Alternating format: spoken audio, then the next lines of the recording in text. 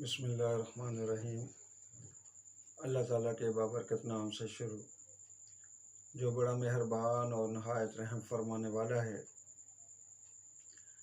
سامعین محترم، دین اسلام نے جس قدر خدمت خلق پہ زور دیا، کسی دین نے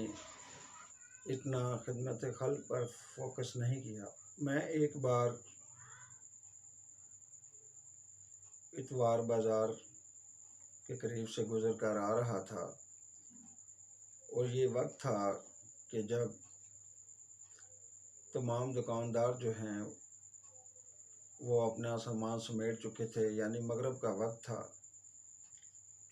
اندھیرا بڑھ رہا تھا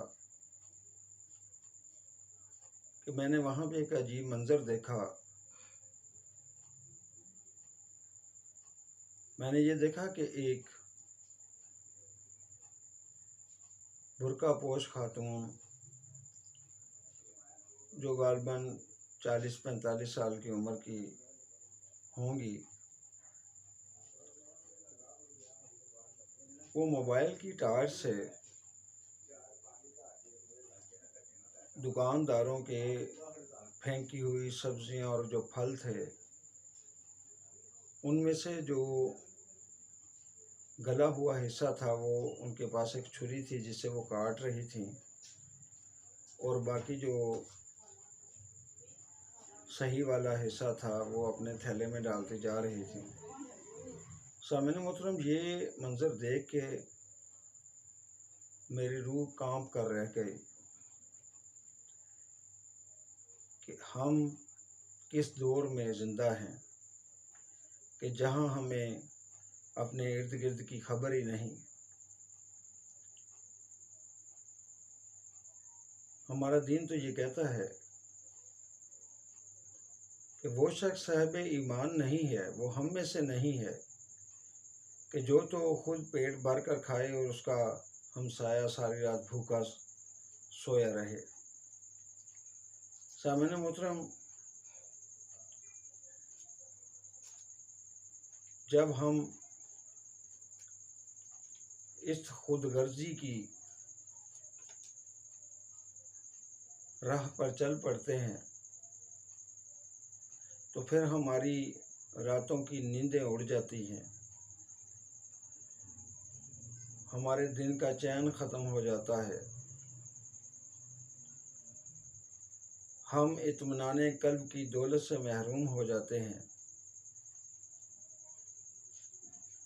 کیونکہ نبی کریم صلی اللہ علیہ وسلم نے فرمایا، ایمان لانے کے بعد سب سے بڑا عقل مندی کا کام مخلوق خدا کی خدمت ہے، اور ہماری بدقسمتی یہ ہے کہ ہم اس خدمت سے محروم ہو گئے ہیں۔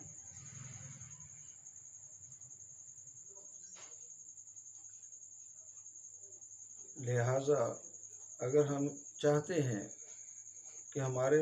راتوں کی نیند پرسکون ہو، ہمارا دل اطمینان پکڑے، تو اس کے لیے پھر ضرورت ثمر کی ہے کہ ہمیں اپنے دائیں بائیں دیکھنا پڑے گا کہ کوئی شخص، اشخاص ایسے تو نہیں ہیں کہ جو بنیادی ضرورتوں سے محروم ہوں، کیونکہ اگر ہم